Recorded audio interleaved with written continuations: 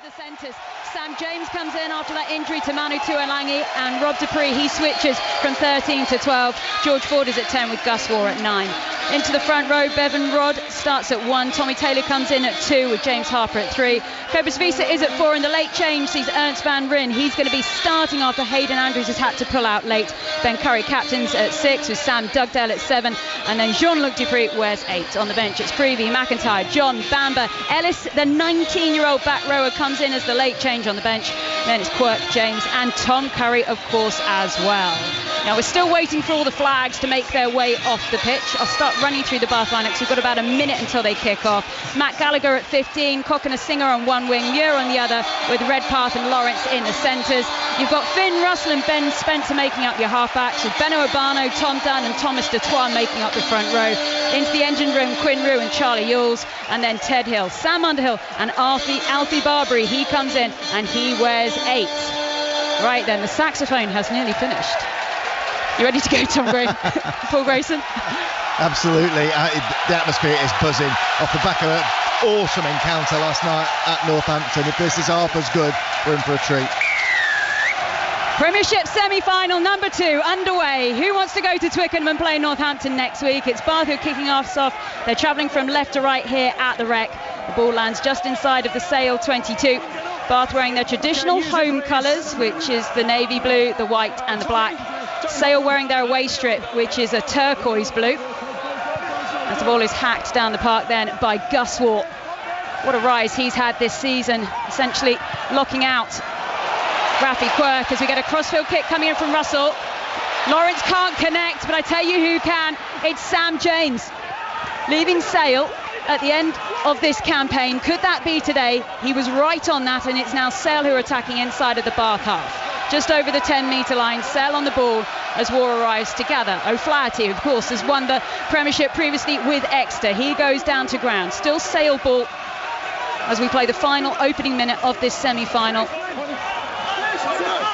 Waugh once again as they spin the ball out. Ford just spins round, works his way round, gets ready for the next distribution. All about the Manchester outfit for now, but it's a penalty on the floor. It's a Bath penalty. Holding on the floor, and Bath will clear their lines. That's a great start, isn't it? Lively from the box kick. Finn Russell was past the ball, didn't hesitate in turning, hitting a crossfield kick for Ollie Lawrence, who was right on this touchline, unmarked. As it was, the ball was just too far in front of him and bounced.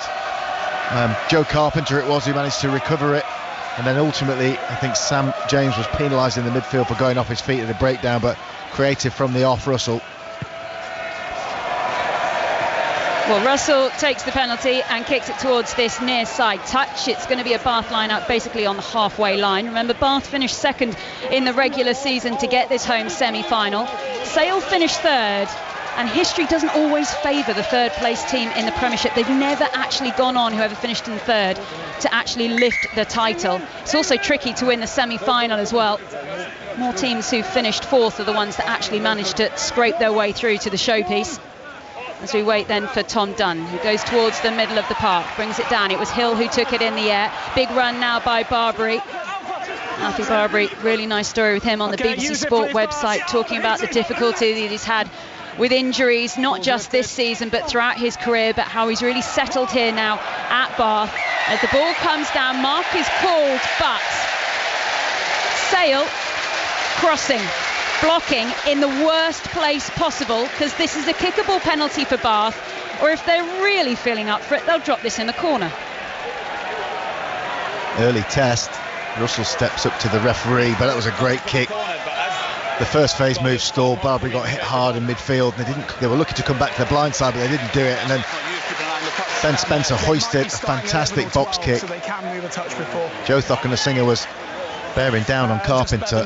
Just stepping across the chaser's line. There you go. Referee Luke Pearce saying the defenders changed their lines in order to block the chasing player.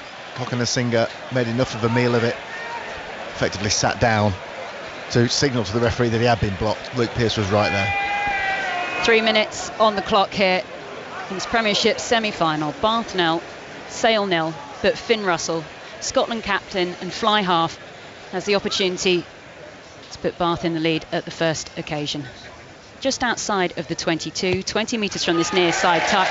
Bread and butter for the Scotsman, and it's Bath who lead the semi-final 3-0. Languid kicking style of Finn Russell. Everything about his game is languid, but he is an unbelievable accelerant for any attack. Bath on the front foot, he is a danger man.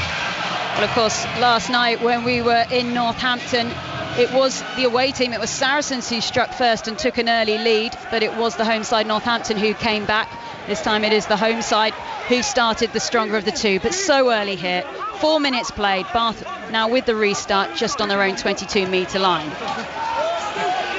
Taken forward on that occasion by Tom Dunn. Got a few England caps to his name, but now 31 years old.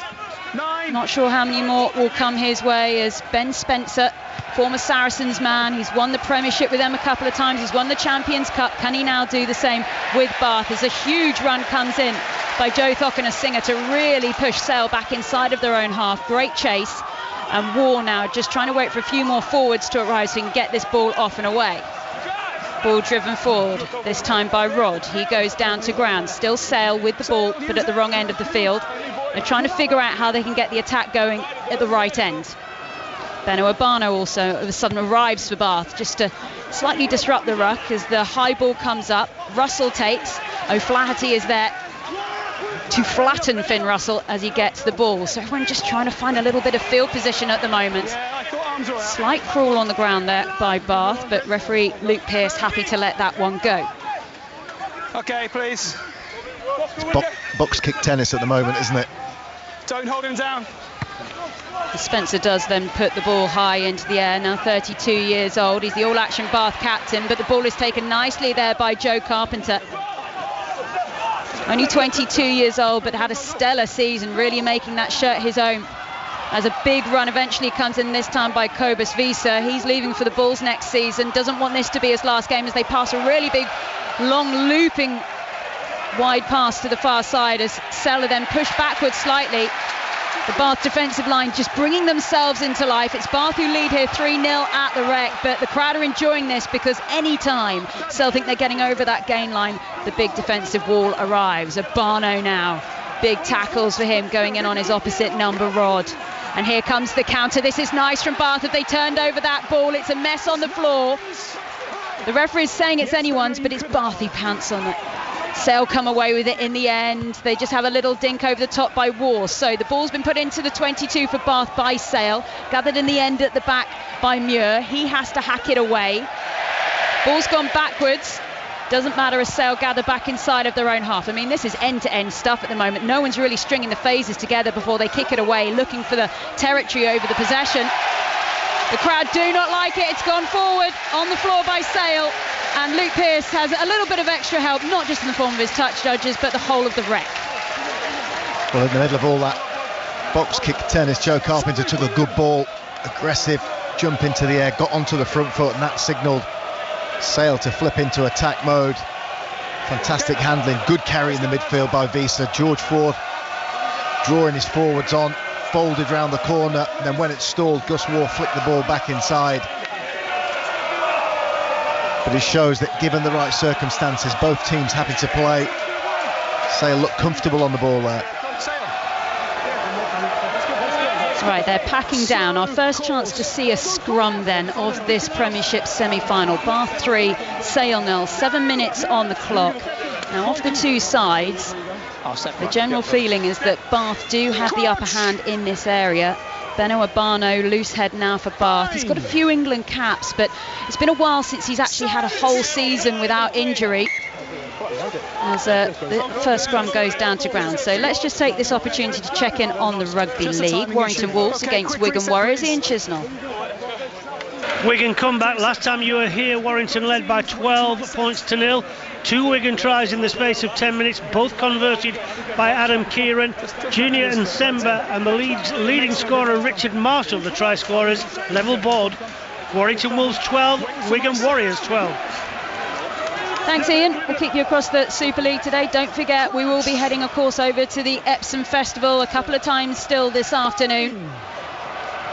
Still got the derby coming at 4:30. Not too far away either is the Aston Martin Dash, but we're focusing on action here at the Rec at the moment. We've got a lovely scrum going forward by Bath. Penalty advantage. Is it going to come Bath's way? Referee is encouraging Bath to play the ball. That was a real mess. Now the referee had his arm out, but I think he was pointing where the ball was. He just wanted them to get on with it. I'll tell you what, it looked like Bath had the nudge on in that first scrum. It held for a second, then Bath just started to creep forward and then collapsed. Luke Pearce saying get on with it. But Bath will be hopeful of gaining dominance in that area. We had a real mess at the scrum last night in Northampton. They won't want to see that again, so maybe Luke Pearce just encouraging both sides, don't look for penalties, try and actually play the ball. Right, Sale have it back inside of their own half. They're on the 10-metre line as Ben Curry drives forward, as it's then lost forward, and they'll come back, and then we will have another scrum here. And this is going to be a significant moment here because both of these front rows just desperate to assert some kind of authority. I agree you're going forward, but I thought this question whether he hit the floor or you did. That's why we played away. Referee just explaining to Benno Urbano why he wanted him to play away from the scrum. He wasn't absolutely certain, so I'm not going to give the penalty either way. Another good take in the air there from Sale fullback Joe Carpenter. And then Jean-Luc Dupree, the number 8, went into the breakdown, tried to scoop it up, thought he'd seen a bit of daylight. He is a massive bloke, didn't quite get his mitts all the way down to the ground because he knocked it on. This is actually a brand new semi-final. We've never actually had this combination of teams in the semi-final since we've actually had the playoffs. Bath enjoying their first semi-final here at the Rec since 2015. Starved of trophies in the league. Wonderful chat with Jeremy Guscott in the build-up to this on the Rugby Union Weekly, talking about 1996. Can you believe that was the last time Bath won the league? It's a big looping pass by Russell, goes out towards the far side. Waiting there is Muir. He goes with the footwork over into the Sale half, and Spencer has it once again. Feeds to Russell in the middle of the park, waiting calmly. There is Hill. Hill drives forward, one of the players that came from Worcester to settle here at Bath after Van Graan did some very, very quick recruitment during that period where they lost a lot of players. It's now Hill who's on the ball. He's got support outside him in Cokanasiga. What a run by Ted Hill.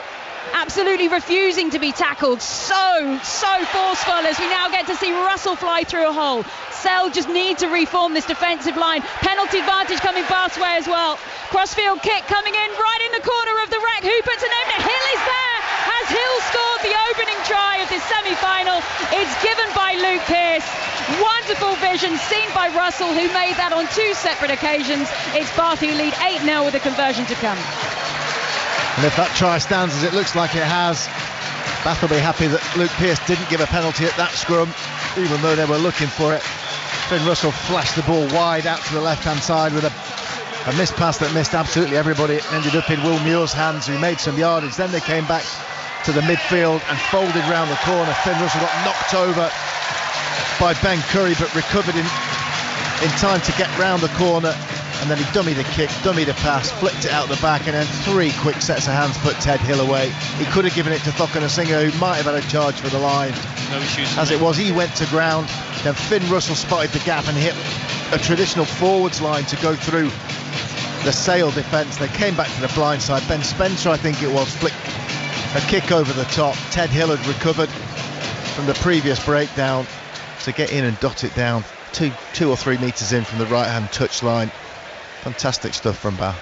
And if you've never been to the Rec before, they've got the smallest try areas in the whole of the Premiership. That was not easy for Ted Hill to do at all. If he was down at Sandy Park, he could have done it with absolute aplomb, but it was a real tight margin there as Russell just lines up this conversion 4 metres out from this near side. Now that one's going to go towards the right-hand side of the upright, so no conversion, and it means Russell is now 50% with the boot, but his team are ahead. It's Bath 8, Sale 0, and so much has been created by Finn Russell. Let's just use this occasion as Sale make their slow walk up to the restart to check in on the French Open tennis with Abigail Johnston. A huge roar from number 4 seed Alexander Zverev a few seconds ago as he won the second set. He's been struggling with world number 25 Telon Griekspoor, who took the opener, but he held his serve throughout the second, put the pressure on, broke to love, and it is 1 set apiece. Thanks ever so much, Abigail. If you want to keep across everything happening today at Roland Garros, then do head over to 5 Sports Extra. Coming up shortly, we will be going racing at Epsom, but we will continue here with the Rugby on 5 Live for the time being, where it's semi-final day in the Premiership. We already knew that Northampton were there. Who's going to play them? At the moment, it's Bath who lead 8-0 here. Sale have just tried to run the ball forwards in front of us here in our commentary position. Turnover on the floor by Bath as it's gathered this time by the hulking figure that is Tom Dunn. Only missed one Premiership game all season as the high ball goes up from Russell. Contestable kick underneath it on the far side. Really lovely take there by Roebuck. But penalty also goes the way of Sale. Warning there, I'm assuming, for Bath going for the player in the air. Yeah, I think Will Muir might have just pushed Sam James over. Sam James running those blocking lines, but as long as he doesn't change direction, you can't interfere with him as a chasing player. I think Will Muir just pushed him over. Referee penalised him. Nice kick from Russell. Just looking at those last kicks, the missed conversion and the high ball that he put up there. I think the wind is definitely favouring Bath in this first half, playing from left to right, blowing corner to corner for Bath, so they have got that advantage. Time on, please. Okay, so this is the first real attacking platform we've seen for Sale. Line out just outside of the 22, down in the Bath half, goes high into the sky. Visa, the South African, pops it down through the guts of the park. Then comes Dupree. What a stalwart he has been for Sale and his brothers as well. As Ford so flat to the line, the passes can't connect though through the centres as the ball drops to the floor. All backwards though as O'Flaherty tries to straighten and go once again. Lovely run there by O'Flaherty to try and gain back the metres lost. A little too forced a pass there to Ford, who's trying to gather the ball on the back foot now. No one's tackling him. Eventually George Ford goes down to ground, but Sale lose 10 metres in the process. As the ball is being held almost in the middle of the field now by Sale. The referee's in the way as well. All kinds of confusion as Sale just try and get some kind of attack moving. Ben Curry has the ball, has it stolen off him by Barbary. He's going to be annoyed about that as Bath comes towards this near side. Spencer has it. He's going to be scragged as well as it just gets patted back down. And it's going up on the Bath side. That'll be a penalty, so let's use this opportunity. Let's go racing. It's the Epsom Festival, the Aston Martin Dash with John Hunt. Yes, just 5 furlongs here, Sarah, and they are off and racing. And would you believe it, Clarendon House has refused to race. Years ago there was an advert for a cigar when the starting stalls opened and the horse just stood there. That's what Clarendon House has done, and he's given away the race. Meanwhile, Democracy Dilemma shows excellent speed through the first 2 furlongs from the bell conductor. Night on Earth's in behind them, and Law of Average is next in the field, followed then by a driven along Lethal Nymph. Bath 8, Sale 0. Straight back to Sarah at the conclusion of this race, which is 20 seconds away. They're really charging for home. Antiphon is trying to get going. Chipstead and Dream Composer trying to get going as well, but Democracy Dilemma still leads. Furlong left to go. Democracy Dilemma showing bright speed. Dream Composer and looking for Linda, staying on strongly. Dream Composer, what a finish! Oh, he got up to win it. Dream Composer has beaten Democracy Dilemma, and looking for Linda back in 3rd place. A big Derby Day winner for trainer James Evans. Dream Composer wins. Joe Levy, the young winning rider, a big day for him as well. Can Sale get back into this semi-final? Let's find out with Sarah. As you come to me here at the Rec, it's Sale who bundle over from a line out to score their first try here of this Premiership semi-final. Their first points on the board as well at a vital moment. They had a line out, the forwards did the job and drove forward. I was still waiting for a conversion. It was a pile of bodies. We think it might have been Ben Curry at the bottom of that one. We'll get confirmation when it flashes on the screen. But a big moment for Sale, a real opportunity, and they took it, Paul Grayson. Yes, they did. It came after that little bit of chaotic play that you were describing, Sarah. It ended up with an accidental, I thought it was an accidental offside, but the referee penalised the Bath player for being in front of. 5 was remain bound all the time. Thank you. All good. One of their players when they knocked the ball on. Tom Dunn it was who knocked the ball on. I don't know who picked it up, but he was given offside and given a penalty. George Ford from the 10-metre line drove it right into the corner. Superb kick that gave Sale the opportunity to go for the drive and more, which they got right. Well, an opportunity now for George Ford to make this a 1-point game. It's currently Bath 8, Sale 5.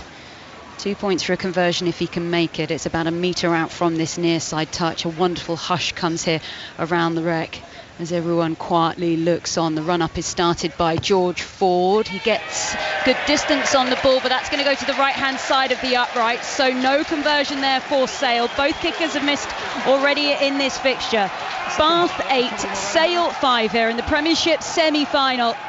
It is tense, it is tight, but that try is actually a very important moment for Sale, who at times have struggled. Although they have got into this position, although they are in the playoffs, they have struggled to actually score tries at times. Yeah, they have, and we saw examples of it in their attack there, with Sam Dugdale had George Ford in perfect position. We saw how slick Northampton were last night, interchange between forwards and backs. Sam Dugdale threw it into George Ford's face, and that's the difference between a high functioning attack and one that has been struggling like Sale's. Okay, back underway then. Bath 8, Sale 5. Let's quickly drop in on the Super League. It's half time between Warrington Wolves and Wigan Warriors. Warrington Wolves 12, Wigan Warriors 19. Warrington 12 up, tries from Lindoff and Drinkwater, but then 3 in 11 minutes from Wigan. Nasemba, Marshall and Leeming all converted. Half time, Warrington 12, Wigan 19. Thanks ever so much. Well, we're only on 19 minutes here at the Rec. This one got underway at 3:30 on 5 Live Sport. Bath have it. They lead here 8-5 in this semi-final as the ball is going through the forwards. We've got a Bath player who's down on the ground who looked like they fell slightly awkwardly. Referee has stopped because it got knocked on in the process. They're absolutely fine. I think it was Elliot Stook who was under a little bit awkward for him. So they've got time to set up the scrum here. Let's quickly drop in on the T20 Blast cricket with Kevin House. Leicestershire Foxes 176 for 6 is a good total, something to work with. Stunning work at the end, a couple of successive sixes for Ian Ahmed, and the captain Peter Hanscom, 75 not out of just 51 deliveries, 177 for Derbyshire to chase.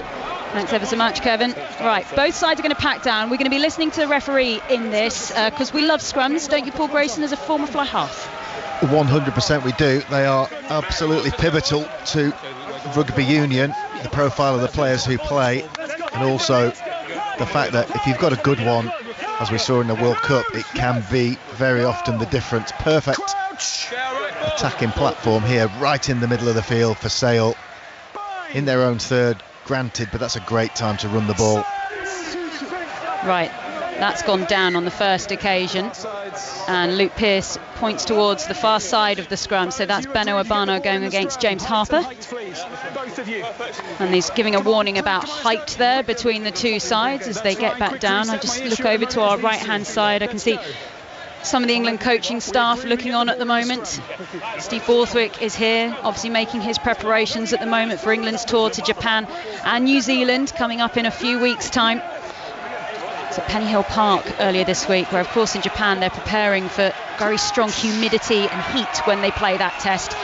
All of the balls were being dropped into the soapy washing up liquid, and they were having to train under the heat blasters as well to prepare themselves. But the 19 men who are in there at England at the moment, that's a squad that's going to change after these semi-finals are over, and then again after the final as well, as more players are available. Eventually the ball does come out of the scrum. It wasn't a pretty scrum, but they got it out somehow as Muir then for Bath hacks it down the field.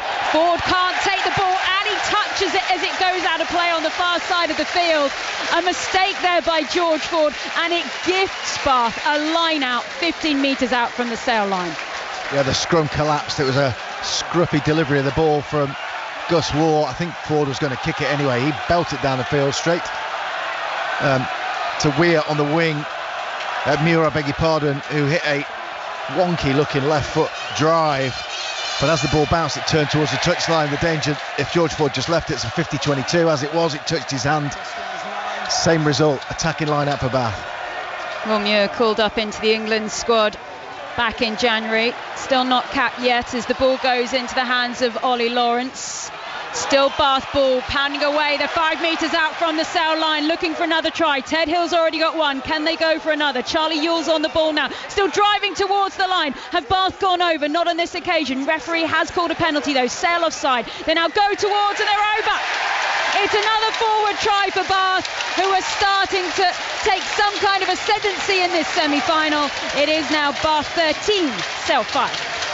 And for all money, the position that they're in, you would think they would go driving line out, but they didn't. They came down, popped the ball backwards, went straight to Ollie Lawrence, the England centre, on the charge, bust the first tackle, ended up on the floor and got the offload away, so they didn't even complete the first ruck.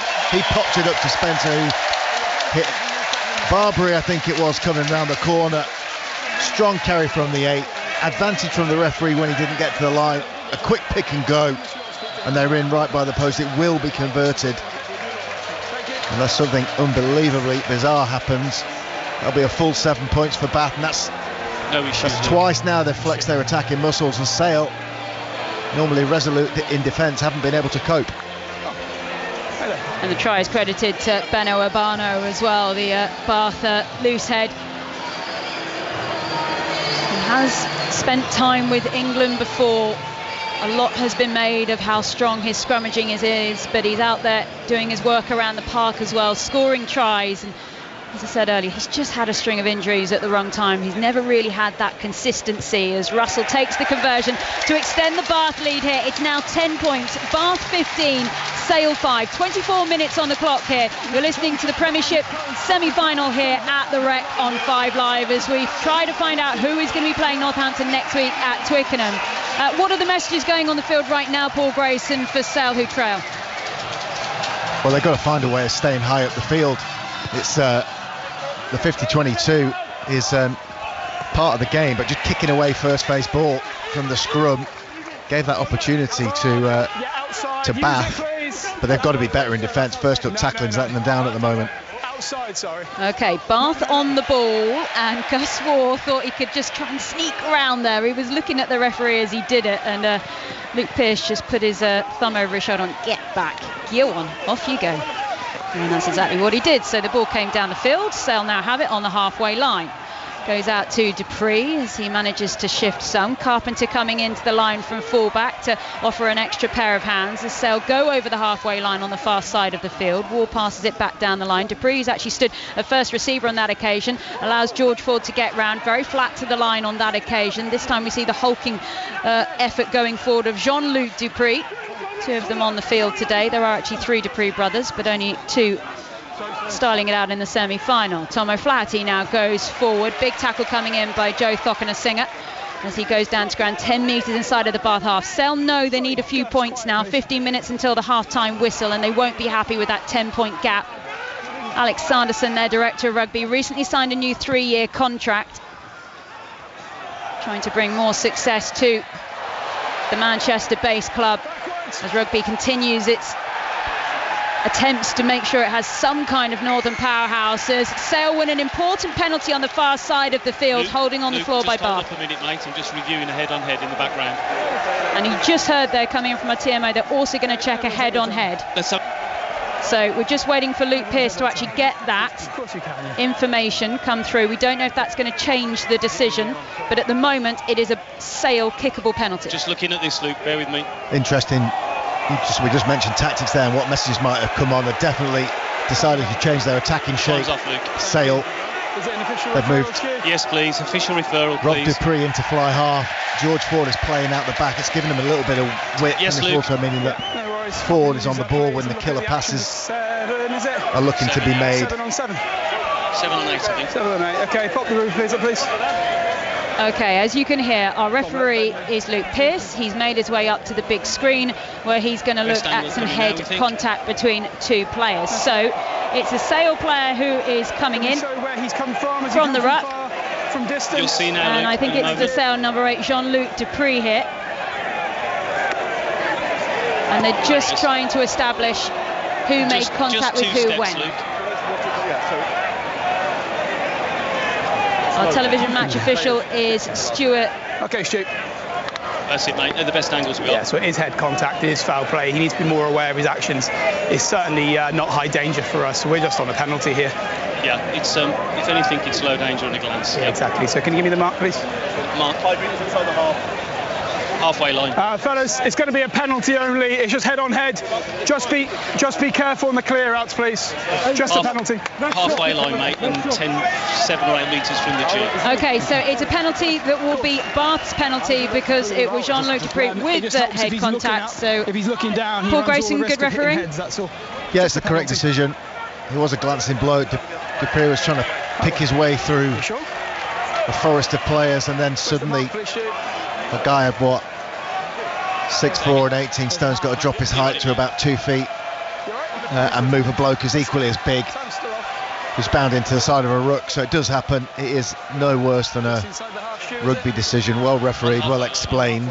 Glad it's only a penalty, but that takes all the momentum out of Sale, who just got on top. They got their own penalty on the edge of the Bath 22. It's a shame they now find themselves looking at the undefendable kick at goal.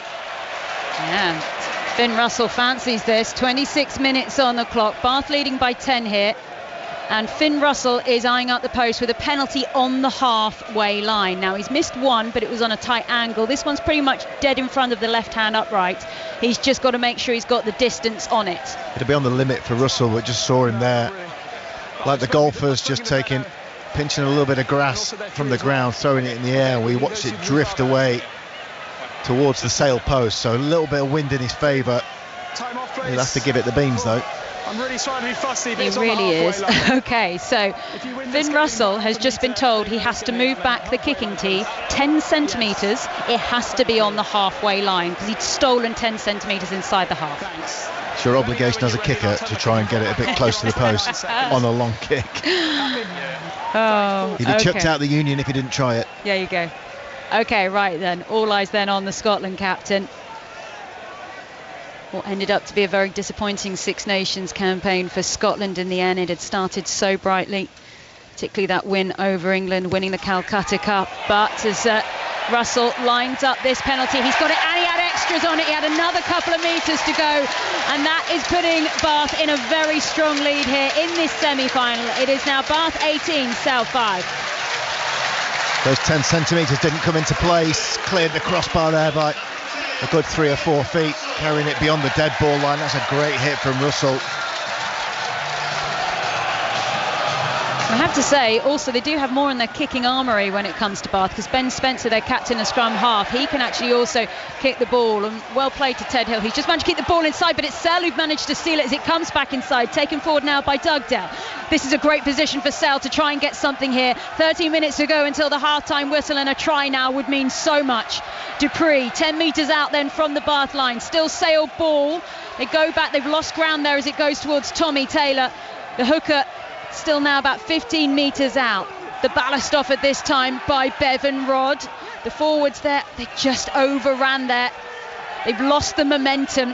The Bath defensive line is holding strong. Their timing was just slightly off there. Cobus Visa now, 26-year-old South African, his possible last game here for Sale. Can he make it one more if they can get a few more points now? Sale still with the ball. They've got to 6 metres out and they're screaming for it. Miscommunication in the midfield. It bounces off their own player. It was not done in the process. Play on, Bath ball. They hack it down the field. Finn Russell clears, and all of a sudden Tom O'Flaherty is saying, why am I back inside my own half running this over the halfway line? Sale, they're trailing here. Oh, really loose ball out towards the far side. Sam James is running. He's got support outside and through Roebuck. It's still Sale. They pass it back inside. This is wonderful stuff from Sale coming on the counter. Bath, if they turned over the ball on the ground, oh, harum scarum stuff at the wreck. Somehow the home side get the ball back and they need to calm themselves down. Completely unnecessary drama. Benno Urbano, he drives forward. 6 metres now from their own line. They just need to exit cleanly. Ben Spencer is waiting for one of his players to get off the ground as he slowly gets back up. Now there's been a head collision on the far side. That's why Ben Spencer is really taking his time here, because he wants to get as many Bath players back in action as possible.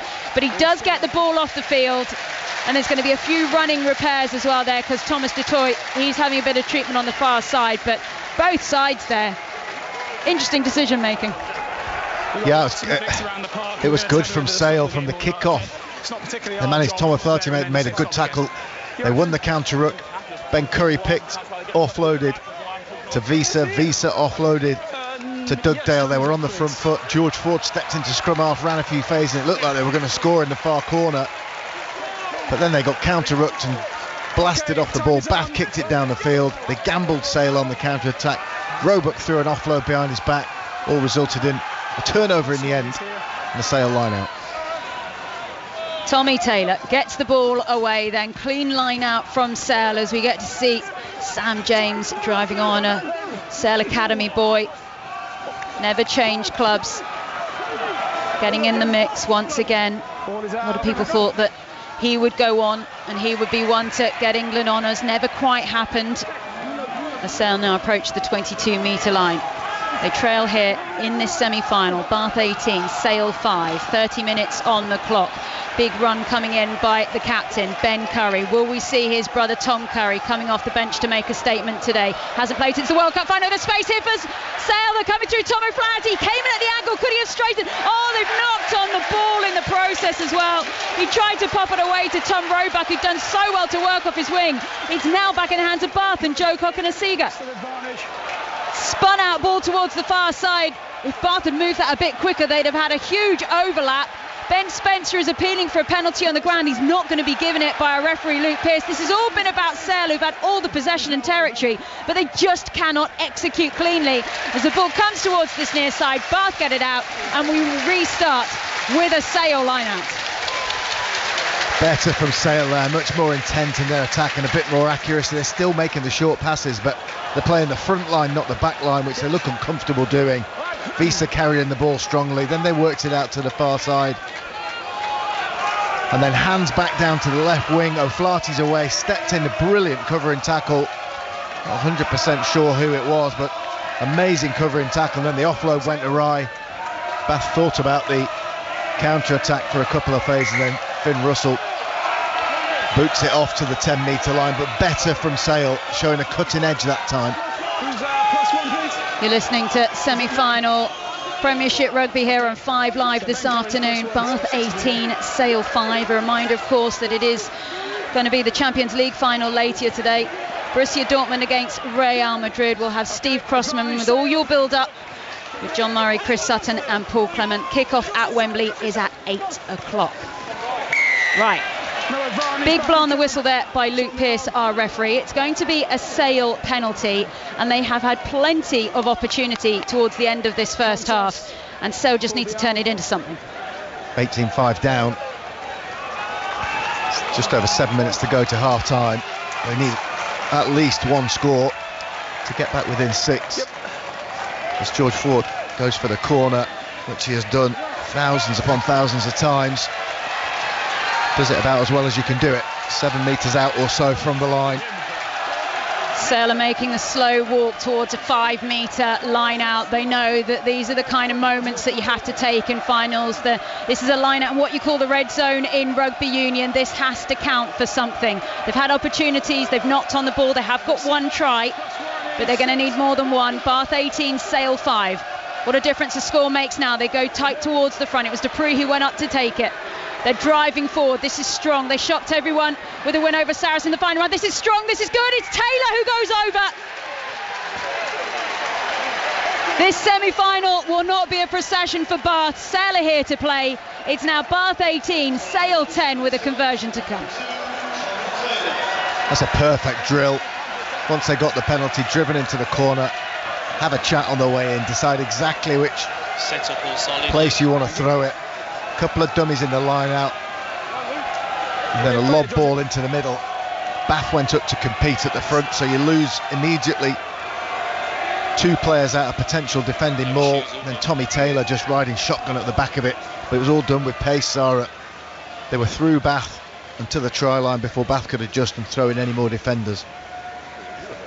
Well, George Ford lines up a conversion pretty much from where he's actually missed another kick from a similar position earlier on in this first half, so we'll be keen to rectify that one. He's won the Premiership twice before, George Ford, both times with Leicester. Of course, he used to be a former Bath player himself, but he's not won it at Bath and he's not won it at Sale. He would like to change that. Right then, the Sale man sends it forwards. That looks good, and the flags fly here at the Rex. So it's getting a little bit tighter between these two sides. It's Bath 18, Sale 12. We've got 5 minutes to go until half-time. Slowly, Sale, they're working their way back into this. Bath will be frustrated. They're just starting to play better, Sale. They've been bemoaning the inaccuracy of their attack throughout the season and in the early part of this game.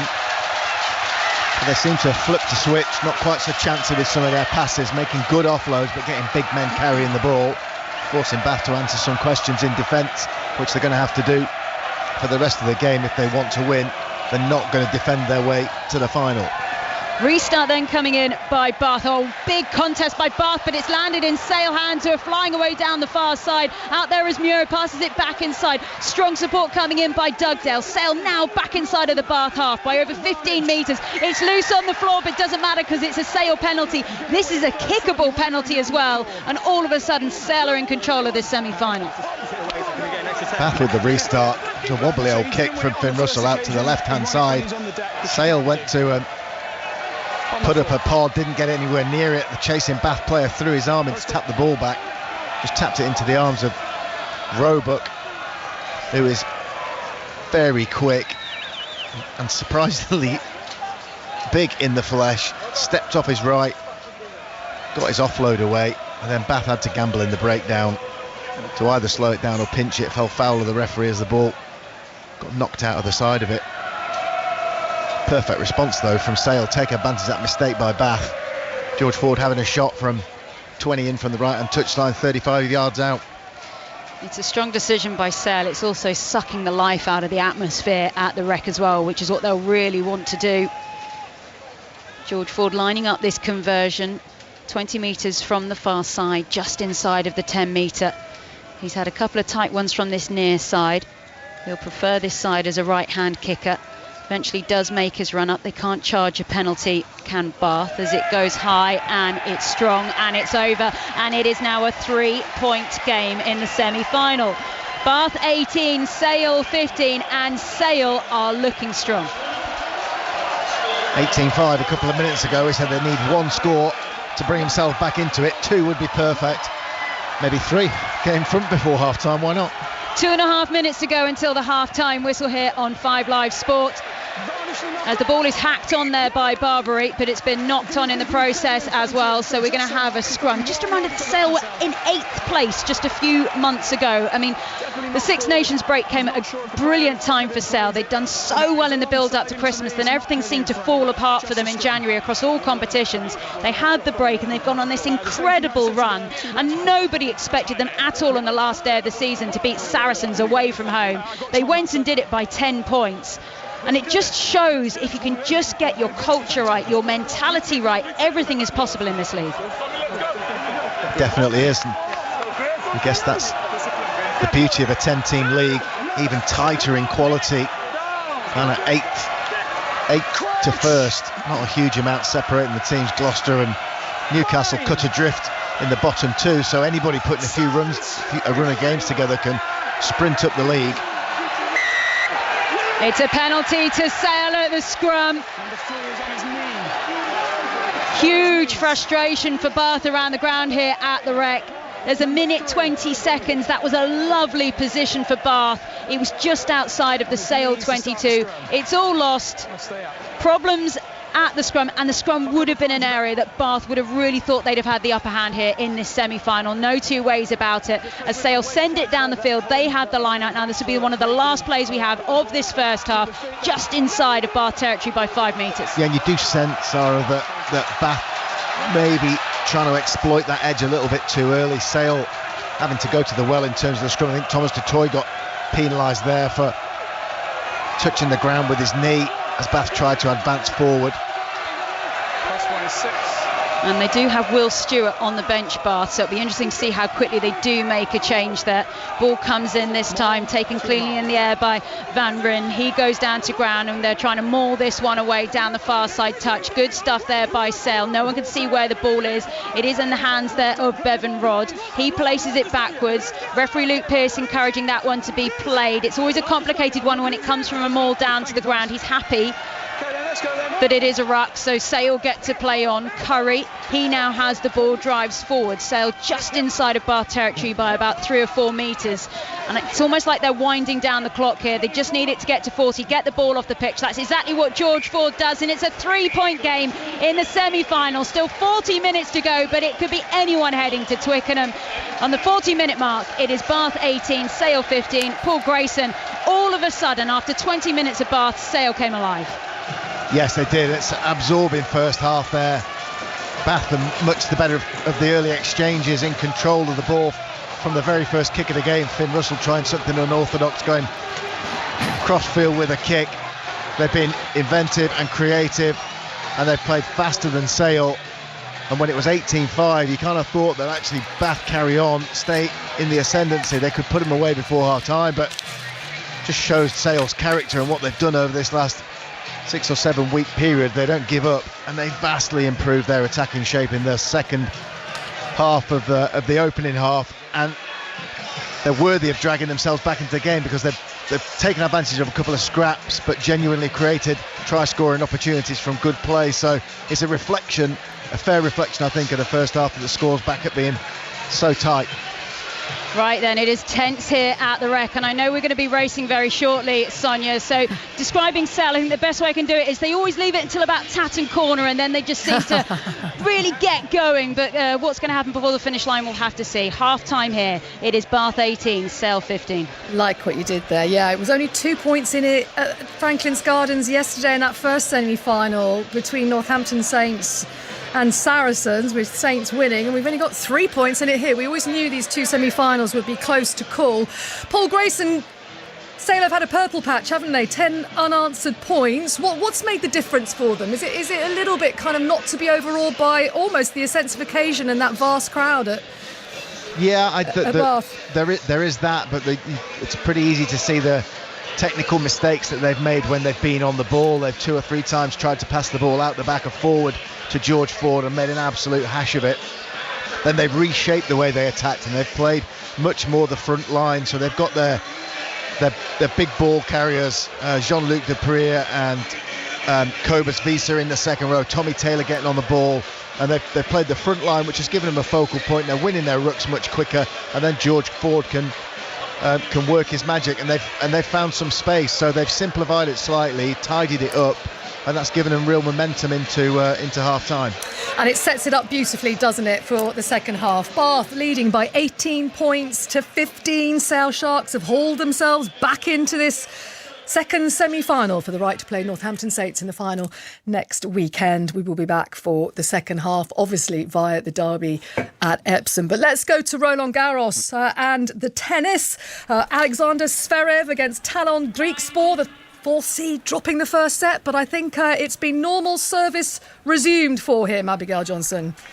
Yeah, very much so. Zverev peaking at the back end of the second set, and he's up a break in the third. He's just held Zverev for 5-4, so looking in a good position, the number 4 seed who took out Rafael Nadal in the first round. This one of only 2 matches underway under the roofs at Roland Garros. Daniil Medvedev is up 2-0 in his match with Thomas Mashak, and that is because the rain continues to come down in Paris for a 7th straight day. All doubles matches cancelled for the day here. Interesting. OK, thank you very much indeed. Let's go to Super League. Warrington Wolves, Wigan Warriors, Ian Chisnell. 13 minutes into the second half, still the way it was at half-time. Warrington 12, Wigan 19. All this after Warrington had raced into that 12-0 lead. Tries from Lindop and Drinkwater. But Wigan, 3 in 11 minutes, and Semba, Marshall and Leeming, all of those converted. A Harry Smith drop goal just before the break, and Warrington have had a try ruled out by the video referee in the early stages of this second half. Warrington 12, Wigan 19. And in the T20 Bath, the Leicestershire Foxes setting Derbyshire Falcons a target of 176, Kevin Howes. Yeah, 177 to win this game, 32 for 3. Madsen and Patel out there at the moment for the Derbyshire Falcons. So early problems, but a lot of experience in that pair. Beautiful Yorker just a few moments ago from the Leicestershire bowler Ben Mike to get rid of David Lloyd on 11. 32 for 3 after 5 overs, needing 177 for victory. Very shortly, we will be back at Epsom for the derby. You're going to see the parade of horses, jockeys in their gorgeous multicoloured silks. We will be straight back there for the classic, the derby. But first here on 5 Live, the news with Alison Hughes. This is BBC Radio 5 Live. Listen on BBC Sounds. Labour and the Conservatives have been setting out details of their plans to increase prosperity across the UK if they win the election. Rishi Sunak said the Tories would transform 30 towns by giving them up to £20 million each. Labour said they'd bring together job centres and careers advice services and give mayors more powers to create local employment schemes. Israel's opposition leader has urged the Prime Minister Benjamin Netanyahu to accept ceasefire proposals for Gaza set out yesterday by President Biden. Yair Lapid said if right-wing members of Mr Netanyahu's coalition resigned in protest, his party would step in to support the government. The owner of Ticketmaster has confirmed that its database has been targeted by cybercriminals. A group of hackers claimed 2 days ago that it had stolen the personal data of millions of customers and put the information up for sale on the dark web. And South Africa's governing party has 2 weeks to form a coalition government after losing its outright majority for the first time in 30 years. Almost all the votes have been counted from Wednesday's poll. The ANC has around 40%. That's a drop from 58% in 2019. Hello, Peter. Films on BBC iPlayer. I'm just a friendly neighborhood Spider-Man, sir. Please, you've been to space. The Spider-Man films, starring Tom Holland. I really like you. I really like you too. Watch on BBC iPlayer. This is 5 Live Sport. Listen on BBC Sounds. And we will be back to the recreation ground in Bath, where the home team have a slender lead, 18-15 over the Sale Sharks in the second Gallagher Premiership semi-final. The winners, of course, will play Northampton Saints in the final next Saturday at Twickenham, which we will have live coverage of. Don't forget, it's the Champions Cup final tonight, Champions League final tonight between Borussia Dortmund and Real Madrid at Wembley. We'll have full commentary of that at 8 o'clock. But now we are going to one of the most iconic horse races in sport. It's the 245th running of the Epsom Derby, where all eyes will be on City of Troy. Gina Price. Thanks, Sonia. Yeah, we're perched on the edge of the rail, just gleaning for a look of the runners heading down to post, just minutes away from this most valuable race in the calendar, most prestigious race in the calendar. And it's today that one of the 16 runners will etch their names into the history books alongside the likes of the greats, the Galileos, the Sindars, the Milreefs, the Shergars. City of Troy is the horse that comes in with the biggest reputation, but he blotted his copybook in the first classic of the season at Newmarket in the 2000 Guineas. Can he bounce back? Well, we've just seen him go past as Andrew Thornton alongside me. He was saddled unusually in the paddock, out in the middle of the paddock. We're used to seeing them go into the saddling boxes for his maestro of a trainer, Aidan O'Brien, who's won this 9 times before. There's something a little bit different about the preparations for this horse. Yeah, Aidan's unique. Whatever Aidan thinks is right for the horse on the day, he will do. And that's what sets him apart maybe as the maestro that he is. So he's always one for making sure he brushes the tails and puts the mane over, makes sure all the preparation's right, keeps them calm. And it's the finishing touches, isn't it, Gina? That's the key, and making sure the horse goes down cool, calm and collected. And he's on the big screen as we're speaking at the moment, and he's just getting a lead down off his stablemate Euphoric. Now, could that be a classic case of where Ryan is going to be in the race? You'd expect Euphoric to be going forward from stall 9. Ryan's got stall 1 to overcome. We've seen 2 winners come from that stall before in the last 25 years, and he's making sure that he's going down good and calm, because you can lose your race on the way to the start, and we saw that in one of the races yesterday where Ross O'Ryan got run off with heading to the start and he had to bail out. So the last thing you want is your horse getting revved up. So will he, won't he? Well, the confidence is high in the camp, but having fluffed his lines last time, he's going to have to bounce back, and he's got a tricky draw down on the inside in 1. But Ryan Moore has won the Derby 3 times before, and if there's any man to guide him to victory, it is him on board. He's your 3-1 favourite. Now, if he doesn't perform, it's a wide open race, and could we throw even Voyage into the mix as well, trained by Richard Hannon, who came close with a big outsider a few years ago, Mojo Star at 50-1, who finished second. And Richard here with me, Voyage has only raced once. Quite an unusual profile for a Derby runner. He's quite an unusual horse for this, Richard. He's not a very experienced horse, but he's grown up a lot since he had his first run. He came here for an exercise gallop and behaved beautifully. it's a big step up from a novice to a derby, to say the least. What do you see in his profile? What boxes does he tick for you that you think he could win a derby? Well, it's the boxes that he ticks for Julie Wood. She put him in the derby, and I thought it was crazy. And I'm delighted to be proved wrong. Yeah. Well, best of luck. Really hard race to win. I've tried a few times, and it's come very close. Yeah, it's gone okay, but it's not normally a race I'm associated with. Normally I have about 4 in it and give them a baton so they get the trip. Well, Julie's had some very good ones with you over the years. Let's hope she can have a derby winner. Good luck. Yeah, let's. Thank you.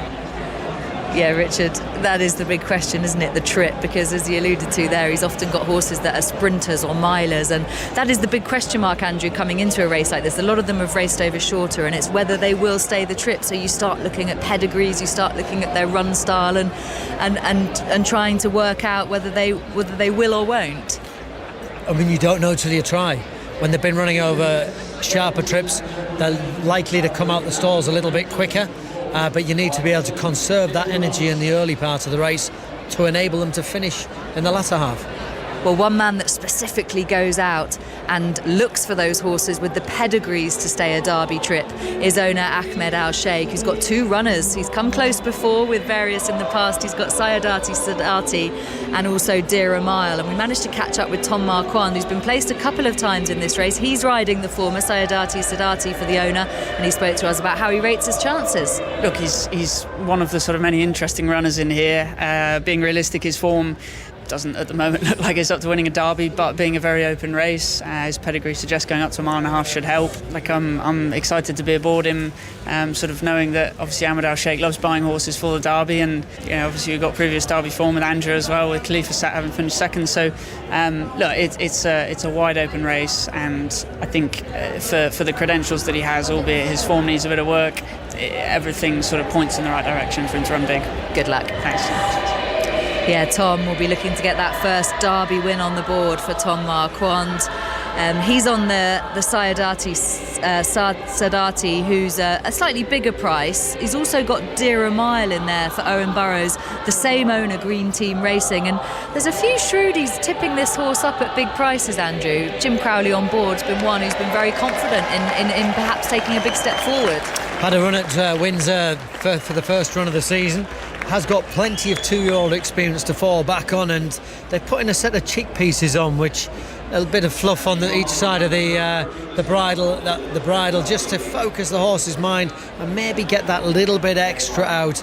Interesting combination as well. Owen Burrows, Group 1 winning trainer, ex-jump jockey himself, Jim Crowley from the same ilk as well, started on the jumps with Harvey Smith, trying to win a derby. Now that would be some combination. And our ex-jump jockey, Gold Cup winning pundit alongside me as well. The jumps boys are taking over down here, Hunty. It's a fascinating race, isn't it? And it's so exciting as we edge closer to it now. I mean, you've got a view of how they've all gone down to start, which is obviously a crucial part of the race here, John. Yeah, absolutely, and the big thing really was everything nice and calm. In the parade ring beforehand, though, Los Angeles, the apparent second string behind City of Troy, Aidan O'Brien's camp, second of his 3 runners, of course, he looked a real handful, and there was a brief moment of some drama. It was only a split second, Gina, but he lashed out, and Aidan O'Brien was walking just behind him at the time, and Aidan had to be really swift of foot to avoid getting cannoned by Los Angeles, who at the time was very much full of beans but has calmed down now. I think Los Angeles as a physical specimen is absolutely knocking socks off City of Troy. He's a magnificent looking horse. If he runs as well as he looks, he could make them all go here. But yeah, nice and quiet on the way to post. Most of them already at the 1.5 mile start. The national anthem you probably picked up in the background by the Lane Theatre Arts Choir from the art school here in Epsom. It's another way that the racecourse here are trying to re-engage with the local community, and I must say they did a beautiful job. 36 of them, including from Ukraine, Helen Konya, who led the national anthem. Lovely stuff. They really did. So much celebration and festivity around this race as we glance across the track. The characteristic fairground and sort of just really is a cacophony of noise and colour at this real carnival atmosphere that you get at the Derby. Cannot wait for the race. We're minutes away now, Andrew. I've just glanced over to my left and spotted Kia Jarabchin of the Ammo Racing team. Now, we talk about big outsiders who've come close in the past. He almost did it with Mojo Star. He almost pulled it off with King of Steel, who was second at 66 to 1. Two runners in here this time for the famed football agent, Dallas Star and Mr. Hampstead. At big prices, could we give either a chance, Andrew? Dallas Star's probably the one at the prices. I think he's probably got the best chance. For David Egan, who is their retained jockey this year, he's got 2-year deal with them. He's set off in great form, and this horse did win his prep race over in Ireland. So they're beginning the loading process here. So much hinges on not only how the horses go in and behave in the stalls, but how they come out and the positions they take, and that is going to be crucial for City of Troy. He's not a horse that has got stalls problems per se, but rushing the gates in the 2000 Guineas was one of the sort of excuses given to his poor run there by Aidan. So it'll be interesting to see how he behaves here, Andrew. And Ryan down at the start will be probably trying to leave it as late as he can to get him put into the stalls. You've got the likes of Macduff. He's the last one to... The runners always parade in front of the stalls and then head behind. Macduff is one of the last ones to head behind. One of the first ones to go in, Dancing Gemini. Dylan Brown McDonigal. He's one of the jockeys in here who's having his first ride in the race, along with Ross Orion and Kieran Shoemake. So, 3 jockeys. They will be very excited. And Kieran Shoemake's in the lucky stall. He's drawn in 10, a stall that has seen 11 winners come from there in the history of the race. Only 2 have come from stall 1, Adayar, a few years ago, and that is where the favourite is birthed here, City of Troy, with Aidan O'Brien, the trainer, looking for a 10th win in the race, a 4th for jockey Ryan Moore. The mercurial, enigmatic character that is City of Troy. Will the brilliant horse turn up of his juvenile form that saw him described as the best he's ever trained, or will that flop in the 2000 Guineas prove his true form? We will find out in just a few moments' time. 3 or 4 more to load out the back. John Hunt with the call in the 245th Derby. Thank you, Gina. We mentioned Los Angeles' bad behaviour in the parade ring. He went to post sweetly, but he is now getting stirred up at the start, and he is just kicked out again. That double barrel kick out the back. Nothing was behind him again when he did it a second time. He's one of 3 left to load now for the Derby. One of the great world races about to unfold here live on BBC Radio 5 Live on this overcast afternoon, a Saturday afternoon at Epsom. 2 left to load. One of them is Los Angeles. Is his behaviour about to let him down? He's got himself quite stirred up. Just to his left, stall 1, City of Troy, quiet, calm in his stall. Macduff is just a little bit twitchy in his stall, but now the vastly experienced team of stalls handlers are just now surrounding Los Angeles. I wouldn't want to be anywhere near his rear end, that's for sure, but they are just trying to coax him forward, and he is in danger of boiling over here, as we say. His sweat now running down under his belly and between his rear legs, which is never a good sign. Even in this heightened atmosphere, you're looking for these champion horses potentially to stay as calm as possible and deal with the occasion. Los Angeles in danger of boiling over. Ambient friendly goes in, and now we just wait on Los Angeles, this magnificent looking son of Camelot, unbeaten in 3 starts, but today is the occasion just getting to him. It's incredible. All the other horses are waiting to go, calm as you like. Los Angeles half takes a step into the stalls, 3/4 in, fully in. We're set for the Derby.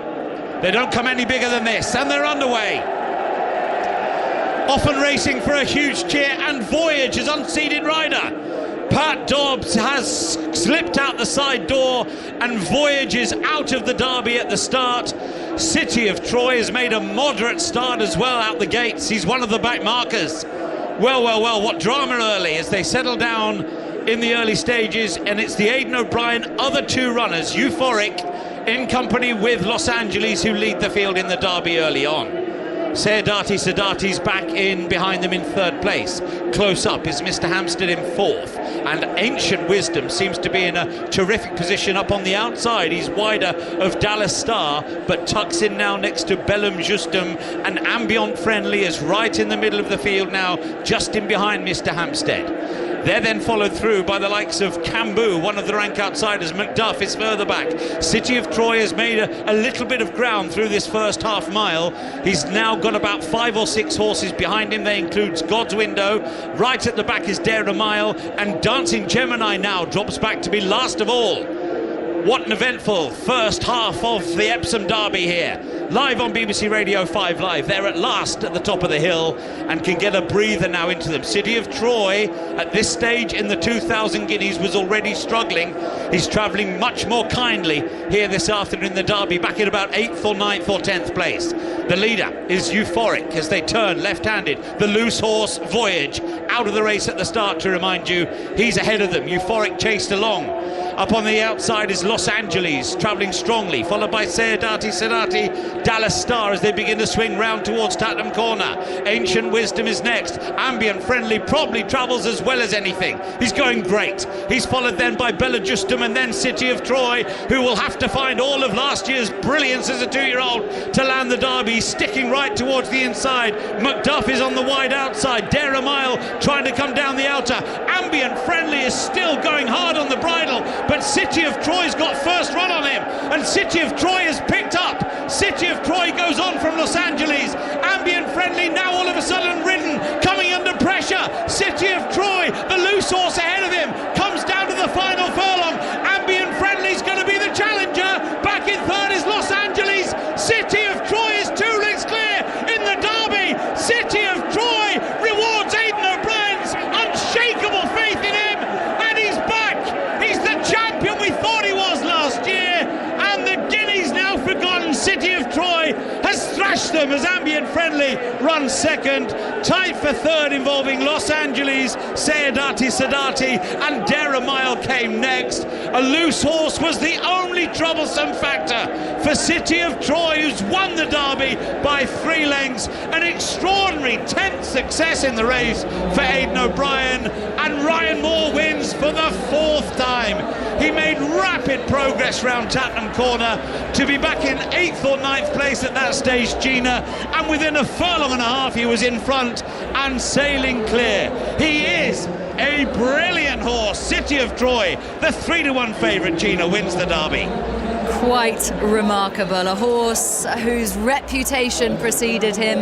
His results on the racetrack spoke for themselves as a 2-year-old, but after fluffing his lines in the 2,000 guineas, the doubters were out. Had he trained on? Was he just not as good as we thought he was, Andrew? But my word, he's put all of those to bed with bouncing right back here. We thought Lightning might not be able to strike twice, similar fashion to what August Rodin did for the same trainer-jockey combination last year, but he's done it.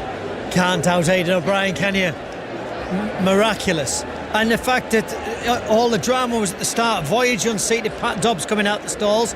The loose horse swept the field coming down the hill and sat in front, and that probably helped Ryan in the fact it made sure that they didn't quicken up at a crucial stage. He was able to put his horse in the perfect position, and that's exactly what he's done, and he got a dream run through. Rob Havlin was cantering away on Ambient Friendly and looked like it was a case of when does he push the button, but Ryan was going equally as well, and it was only the loose horse that was in front in the final furlong. Yeah, quite extraordinary. A drama-packed race from start to finish, and I guess the loose horse just giving maybe Euphoric and the pacemaker a headache in terms of do they crack on and get past it, or do they go the pace dictated by the loose horse? It's quite an unusual situation to be in as a jockey. You never know what the loose horse is going to do, where it's going to go. Drop to the inside, go to the outside. You don't go round him. But from that perspective, from Ryan Moore's point of view, the loose horse has helped him in the last furlong and a half because it's kept a true course, kept 3 or 4 lengths in front of him, and he's had something to aim at. Well, he loomed into the race dangerously, as John Hunt described so expertly there in commentary, and the rest was history as he stormed down the home straight to put himself right back on top into the history books. And now, potentially, with the season unfolding in front of him, the world is his oyster. What a horse. City of Troy bounces back to win the Derby here, the 3-1 favourite. We'll have loads more reaction with the team here at Epsom on what is a fantastic day of sport from 5:30. Sonia. Thank you very much indeed. Redemption for City of Troy. Now let's go straight to the City of Bath, where they might need a photo finish to split these two. It's Bath Sale in the second Gallagher Premiership semi-final. It's 18 all, Sarah. Thanks, Sonia. Bath driving at the line. It is tight here. George Ford has kicked a penalty to level this semi-final for the right to play Northampton at Twickenham next week in the big show, but just held up over the line go Bath, but they had a penalty advantage. Bath have been pounding away. The referee is unhappy with Sale at the moment. We're back to the advantage, but I just want number 8 checked for his head, okay? Okay, so there will be a slight pause here. A lot has gone on in the opening 8 minutes of this second half between these two sides. It was Bath who went in at the break. They led 18-15, 2 tries apiece in that first half. The difference between the two sides was 1 kick by the Bath fly half Finn Russell. However, it was levelled by George Ford very quickly as they came out after the break. Watching alongside me here on 5 Live Sport this afternoon is 2003 World Cup winner Paul Grayson. The significant thing we haven't said is Sale have made a couple of changes. One of them is Tom Curry. Yeah, which is extraordinary, isn't it, considering what he's gone through. I thought they might have put Tom Curry on the bench just to frighten Bath a little bit, but it's even more frightening on the pitch. No holding him back. They've also made a change at prop. James Harper doing a good job winning that penalty that George Ford kicked. He's gone off. Wilgriff John has come on to replace him as they signal a kick for goal. Finn Russell 10 yards to the left of the post inside the 22, would expect to make it and take him back to 3 points. Came from another mistake at the kick-off. Bath's tactic of kicking it deep and then Will Muir just smashing it back with his almost it's kind of volleyball style, just get it back into the field of play at all costs. Sale thought they were over the top and stealing it, but stayed in there too long for the referee's liking.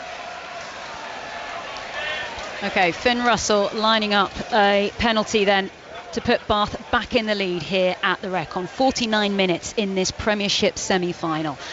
It is 5 metres to the left-hand side of the uprights. It's about 10 metres out, and he has got that one over. So Bath are back in the lead. They lead 21 points to 18 here in this semi-final. Long way to go, though. And we mentioned about Tom Curry coming onto the field. If you haven't followed his story, the last time we saw him play rugby, it was at the World Cup. He played in an England shirt in their bronze medal match, their win over Argentina. And then we haven't seen him since. He's gone away. He's had hip surgery. It's taken a long time to put his body back together. That's the kind of player he is. He is so physical. It is everything about rugby that he loves. He is now back and he's come off the bench to try and make an impact on this Sale semi-final. His brother Ben Curry, his twin brother, is captaining Sale today as the ball is now down on the floor. We've got Sale travelling from left to right in this second half, and we've got Bath who are travelling from right to left, wearing their traditional home kit, which is of course navy blue, white and black shorts, and they're trying to get themselves out of their own 22, and they're going to do it with a penalty, Paul Grayson. Yeah, they are. Sale have been an absolute nuisance in the breakdown in the first half. Referee doing some serious heavy lifting to keep some momentum in the game with the scrum, a real contest, and the breakdown a mess. Luke Pearce has done really well, and it's not going to get any more straightforward in that department now that Tom Curry's come onto the field. I'm glad to say that identical twins, Tom and Ben. Tom's wearing that black headband and his brother isn't, so that's helpful for us, if not for you listening. But gone too hard again at the breakdown there, giving the penalty away. Sale clearing kick from Will Spencer up to halfway line as Alfie Barbary makes way. They'll look to get some fluidity back into their attack. Bath now lost their shape in the last 20 minutes of the first half, need to reassert that authority because they were dominant in that area. Right, Alfie Barbary making his way off the field. Bath with the liner on the far side. We'll check on Owen Roland Garrison in a few moments' time as they run away over the halfway. Still Bath ball. Cam Redpath on it at the moment, the Scotsman. Ball down on the ground. Picked up this time by the Bath captain Spencer. He sends a real tough pass round the knees there of Joe Thockiner-Singer, who knocks it on in the process. So Sale gather it on the halfway line. Oh, it's a nice run here by Roebuck back inside. They're hacked on there by Carpenter. Was he blocked? Referee says play on. It's a foot chase. Somer Flaherty's their knees, the touchdown. What a try by Sale. That was stunning, and they lead in the semi-final. Well, I just said that Bath want to get some fluidity into their attack, and then Finn Russell throws a howler of a pass. Thockiner-Singer, I think it was, running off his shoulder. The response to that from Sale, brilliant from Ben Curry. Didn't take it into contact, got a call from his right from Tommy Taylor, twisted around, got the ball to the hooker, who straightened and gave it. Roebuck got away from Carpenter on the outside, then a one-handed offload back to his fullback, who immediately put it on the toe over the top. O'Flaherty stayed in the game, won the foot race, and in those tiny in-goal areas that you mentioned before, Sarah, just manages to dot the ball down before he crashes into the advertising boards. Wow, what a score. Certainly the score of the semi-finals so far. Brilliantly made by Sale. And now George Ford, England fly half, looking to add the extras, just taking it outside of that Bath 22, pretty much on the 15-metre line. There's some Bath legends in one of the boxes that are currently looking down on this. We can see Jeremy Guscott watching in the distance, remembering those days back in '96, thought they might be coming again. They're starting to slightly be concerned now, but that's been shanked to the left-hand side by George Ford.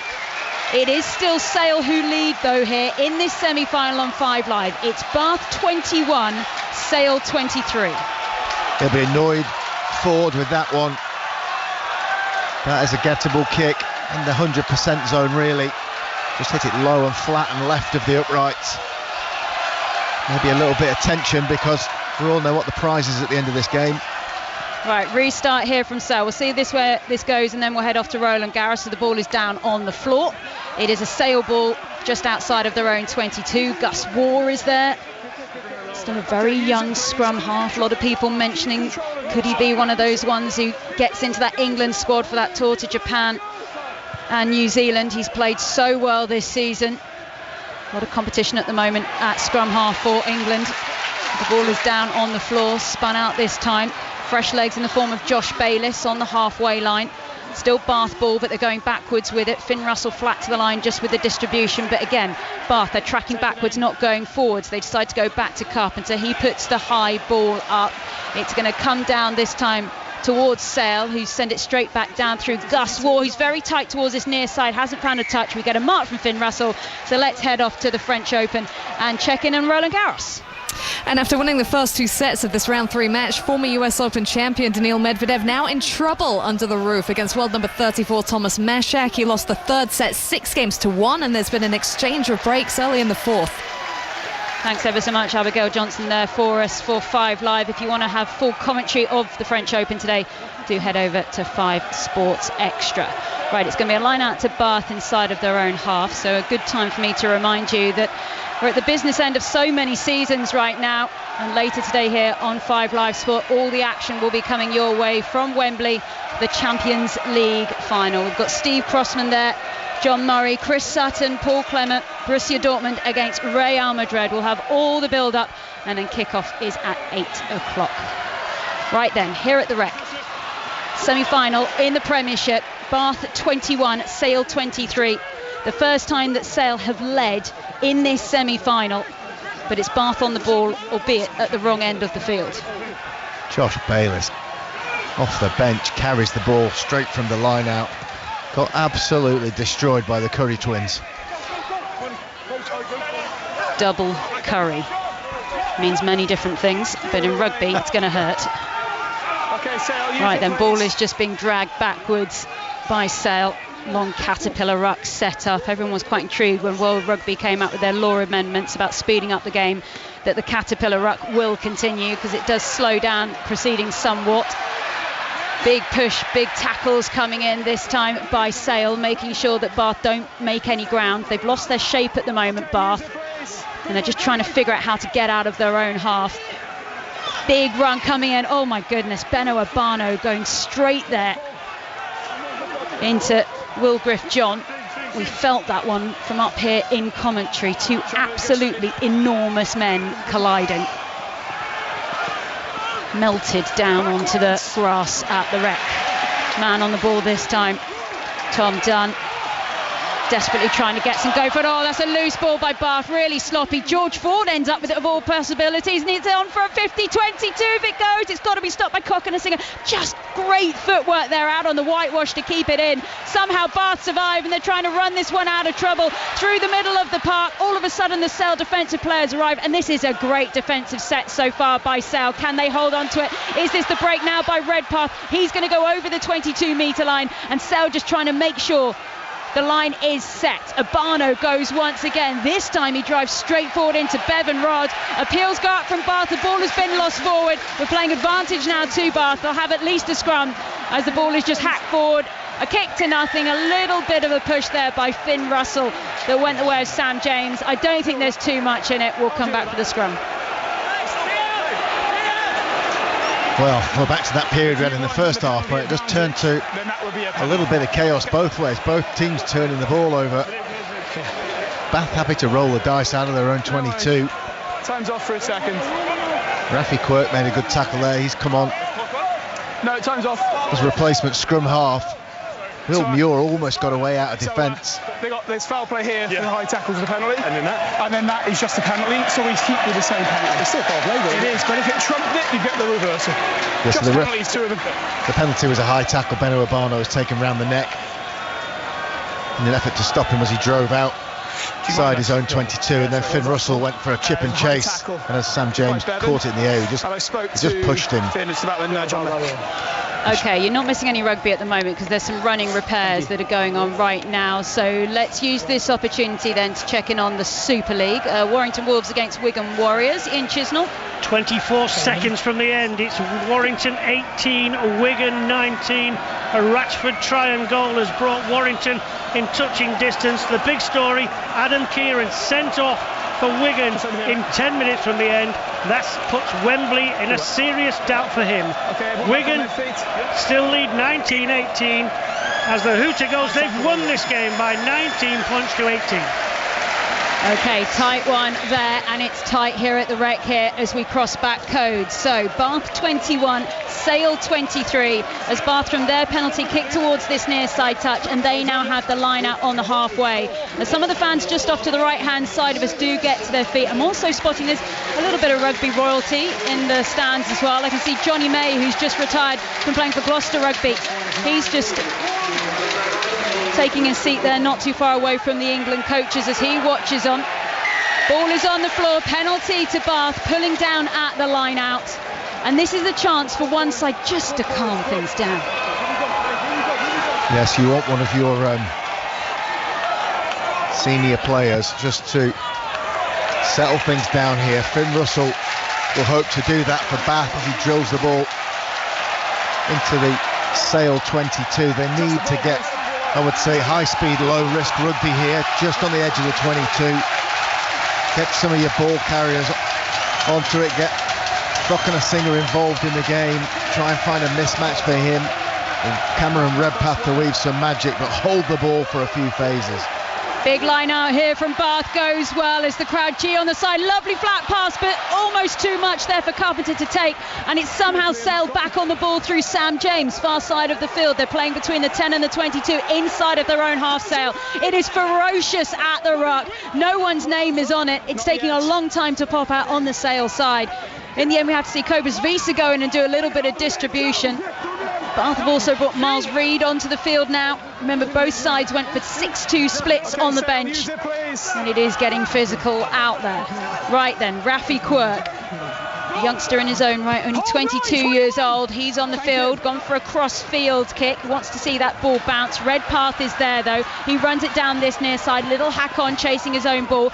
Bounces straight into the hands there of Joe Carpenter. He gives it to Quirk, who can't kick the ball away. Just glad he landed okay in that actual action, because he could have actually landed his leg really badly as he tried to kick the ball away. He was tackled in the process. We'll restart with a Bath scrum. So I wanted Bath to play some direct, straightforward ball retention rugby. Finn Russell thought the opposite. Went for the Hail Mary pass out wide and turned it over in a phase. Sale easily exiting their 22. But then the mistake from Quirk, tried to kick the ball down the touchline. He was tackled in the process of doing it, dropped the ball forward. So Bath get another launch pad. The scrum is 5 metres in from the left-hand touchline. Left foot forward, you might have to step a little more, that's all. Interesting to see if they flex their muscles here again, Sarah, I beg your pardon. See if they can get a penalty. But after that last wide attack and surrender of possession, maybe a whisper in Finn Russell's ear just to settle it down a little bit from the coaches. Completely fresh front row now for Sale. Augustin Creevy, just the 108 caps for Argentina, into the hooking position. He's got Simon McIntyre and Will Griff-John on either side. Bath have only made one front row change so far. Will Stewart is onto the field, and we did suspect of all the changes that might be the first one that they did make. There was a few issues with Thomas du Toit in that first half, but Stewart on, and this is a Bath scrum. Huge push. Oh, it's a big mess of a scrum, and it's a Bath penalty that comes with it. It popped up right in the middle. It was Bath moving forward. An easy penalty for our referee Luke Pearce to give, and they have the penalty now on the halfway line. Will Stewart and Abano across with the 2 second rows packed down, driving behind them. That drive doesn't stop when Sale pop up. They blitz all the way through them and over the top. Big advantage. Bath 21, Sale 23. Ball sent down this near side as Bath get ready for another big line out. Just to remind, if you're just joining us, at 4:30 we did bring you the Epsom Derby here on 5 Live. The winner, City of Troy, ridden by Ryan Moore, trained by Aidan O'Brien, won by 3 lengths. But who is going to win this? Because it's only a 2-point game here. Next week, of course, we'll be live at Twickenham. The ball's been dropped at the back there. It's going to surely be called in by the touch judge on the near side. It was dropped by Bath. They'll be so frustrated. And Sale now have a decision to make. They have a choice. Line out or scrum. That will be so frustrating for Bath that ball was dropped at the back. Knock on. They've done it to play away from the maul. Ted Hill went in to secure it. Stone Cold dropped it. It looks easier than it is. Setting up the maul, there's hands coming through that you cannot see from the opposition, but that's why it's such a dangerous weapon. If you can secure it, it's very difficult to stop. Well, another one-phase turnover in an attacking position is not ideal. And a really big call for Sale, having just given away a penalty at the scrum, that they have gone for the scrum. So they clearly really rate this front row that they brought on to try and do something here. So this time the scrum just on their own 22-metre line, and it has gone straight down on this near side. They've somehow got it out, and the referee is playing on. I mean, that was an absolute mess, but it has come away. It is in the hands now of Jean-Luc Dupree, who's driven forward. The scrum has not been clean today. Well done, the referee. As long as everyone's safe, turn a blind eye, get on with the game. Agree. Bath 21, Sale 23. Box kick comes in from Quirk from Sale. High jump comes in. Landed nicely there by Gallagher. Pushes back down the Bath line. Josh Bayliss, been quite the live wire since he's been on the field, drives over the halfway line. Back towards Russell, little show and go. He was looking for a bit more support. Tom Dunn is there just over the gain line, but it's not quick ball, and there's a Sale player over the top. It's Creevy. He went in for a second nibble. Referee said he couldn't do it. It's still Bath ball. Oh, lovely straight and run there by Bath. Keep on driving forward. Miles Reid now goes forward. He places back. They're trying to play quickly, and it's almost, they're trying to force it now, Bath. They need to slow down. They've got the advantage. Gallagher now has it. Russell, he's going to go backwards. I think they're just waiting for the referee's whistle to go. That's exactly what they get, and they will come back. Now, there's a little bit of afters going on between Ben Curry and Matt Gallagher. Thanks, lads. And Luke Pearce is just thanking them for their efforts and separate them. So let's use this opportunity as Bath make this decision to head back to Roland Garros, the French Open, and Abigail Johnson. 2 tight matches going on involving seeded players, and Alexander Zverev, the number 4 seed, is back in trouble after winning the second 2 sets. He's down 2-4 and serving in the 4th. Right then, welcome back to the Rec. Bath 21, Sale 23, 64 minutes on the clock. So this is a 2-point game. Finn Russell has just decided from a Bath penalty that he's going to try and kick this one at the posts. That would make it a 1-point lead to Bath if he actually gets it. I don't think we're quite in the territory where this could end in a draw at the moment, Paul Grayson. If it did, we would have extra time. If it's still even with the number of tries scored at extra time, then we go to a place kicking competition. But when it's always between when we're going up in 3s is where we get nervous. Yeah, that's right. Then with the same amount of tries, it's not likely. This will take them to a 1-point lead, Bath, if Finn Russell can nail it. Probably 42, 43 metres on the angle into a slight breeze. Well, dare I tell you, anyone who's an England rugby fan, remember that George Ford He's not too afraid of a drop goal if we end up in that kind of direction, as Russell lines this one up and he puts Bath back in the lead in the semi-final. It keeps changing hands. Who knows who's going to be at Twickenham playing Northampton next week? We've still got 15 minutes to play. It's Bath 24, Sale 23. Yeah, 15 minutes to go. You're not far away from championship minutes, those last 10 minutes. Bath have been profligate with good attacking positions there, twice losing the ball in one phase, not building any pressure on Sale, but getting away with it, getting that long-range penalty from Russell and the lead again. But they need to tighten up. If they're going to take this and get to Twickenham, they've got to be better with ball in hand. Well, Sale, they got to the final last year, beaten by Saracens. Bath haven't been in a final now since 2015. Sale did lift the trophy back in 2006. Jason Robinson, then the captain of Sale, to lift the trophy. Bath, you have to go all the way back to 1996. As the ball is on the far side of the field, Sale contesting on the floor to secure it, and they're 10 metres inside of the Bath half. Slow ball from Quirk as he looks up for a little bit of a forward trundle. It's offered this time by John. He's down on the ground. Some more fresh legs arrive, this time in the form of McIntyre. Use it, please. Slow Caterpillar coming in. Sale are trailing here at the Rec by 1 point in the semi-final. High ball is put up by Quirk. It's going to land just outside of the 22, so Finn Russell can't call the mark. He's just going to have a pile of bodies rain down on top of him to secure the ball for Bath to try and clear. And you can just see both sides at the moment. They're trying not to force anything. They're not in that place yet. They're just trying to get their position, play their own game. On the halfway, Quirk is there. He was quickly wrapped up there by Bayliss. Had to put him down safely on the ground.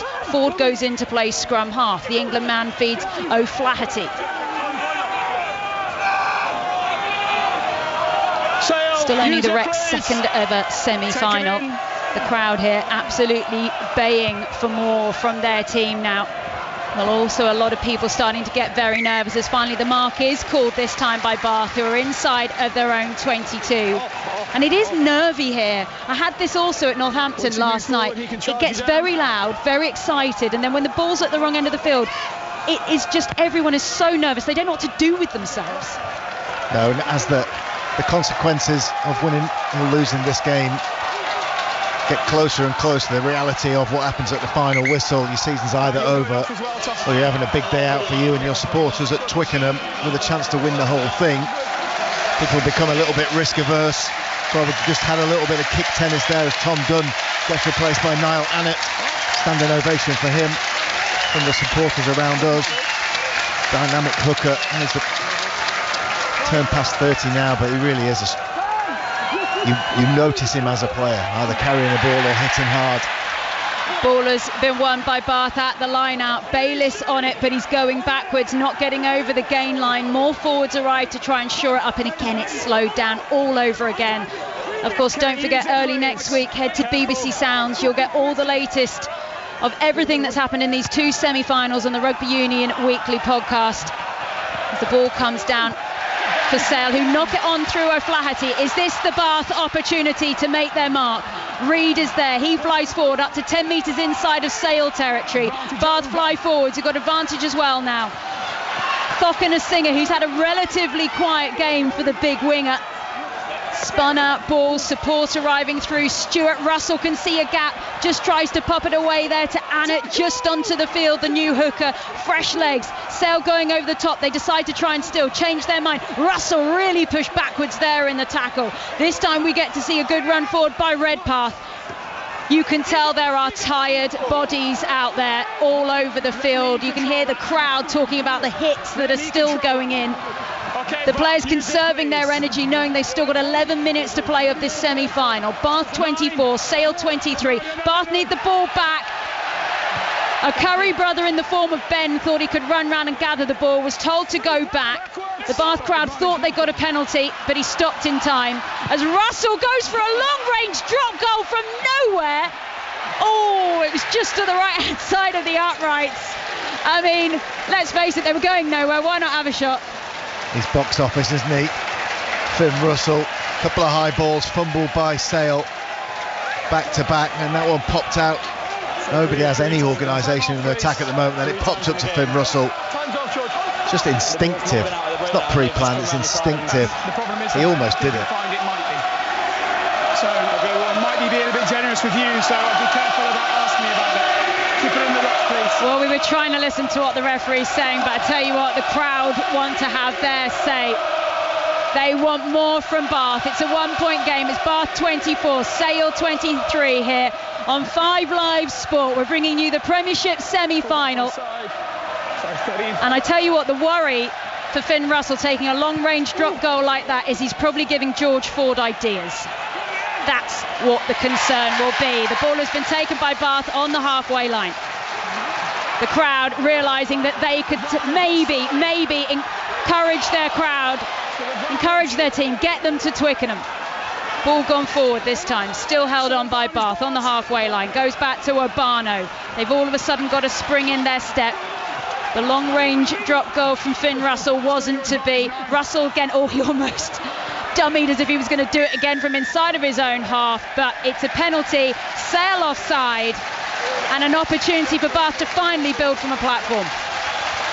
Offside, back foot, that's just the pressure of the attack coming their way. Thought if Bath had come back to the blind side there, they had men over. Finn Russell, ever the gambler, drawing defenders onto him. Dummying kicks, one-handed passes. Keeps his team going. As long as you're committed to go with him, to run the lines off him and allow him to do his thing, invariably he'll find an option, he'll find a solution. Sometimes it's edge of your seat stuff, but it's resulted in an offside penalty this time, and Luke Pearce turns and signals to goal. 45 out, 5 to the left of the post. Bath 24, Sale 23, a 1-point game, a penalty just inside of Sale territory, and Bath have decided to kick for goal. Finn Russell has already got a long-range one already so far this afternoon here at the Rec. This would make it slightly more comfortable, but it would still be within a shot for Sale if they can get 5 points from a try. But look, this is a semi-final. 8 minutes is going to be a long time, but I can tell you for free that Finn Russell is going to take as long as he physically can of the minute that he is allowed 20 seconds, Finn, to take this. And there's the warning, 20 seconds from our referee, Luke Pearce. All of a sudden, the Scotland captain gets a little bit of a hurry on, sets himself to go once again as the 31-year-old looks at the post. The hush goes round the Rec. He takes his run up, uses his right boot. He hits it very calmly, very casually, and that one's gone to the left-hand side of the uprights. It's still a 1-point game. It is Bath 24, Sale 23, and we've got 8 minutes to play. A little bit like Paolo Garbisi for Italy in the Six Nations. At the crucial moment, the ball fell off the tee. Russell had to run back to it. That's why he got the 20-second warning from the ref. Re-tee it, redo his run-up. Everything happens faster. Just dragged it left to the post. Chance missed. OK, so 2 attempts there by Russell, a drop goal and a penalty going awry, but it's Bath who get back the ball from the restart. 10 metres inside of the Sale half. Little good kick there coming in by Spencer. Really nice from him. Can they get the connection? Thokanasiga thought he might have been in with a bounce of the ball. Wasn't to be. Goes out of play on the far side, and we'll have a restart line-out in a 1-point game in the semi-final. And that's the third high ball on the trot that Sale have failed to defuse. From Bath, a long drop kick, smash back in the air. Bath win the contest, and then a great kick from Spencer, flipped it over into the right-hand corner, right-footed. The ball almost bounced back over George Ford's head and into the arms of Thokanasiga. That ball went backwards. It dribbled into touch, confirmed as going backwards by the TMO. 5-metre line out. As the Bath forward pack get into a tight huddle there, whispering some secrets. They're just setting themselves up for one almighty effort. What kind of secrets they could be?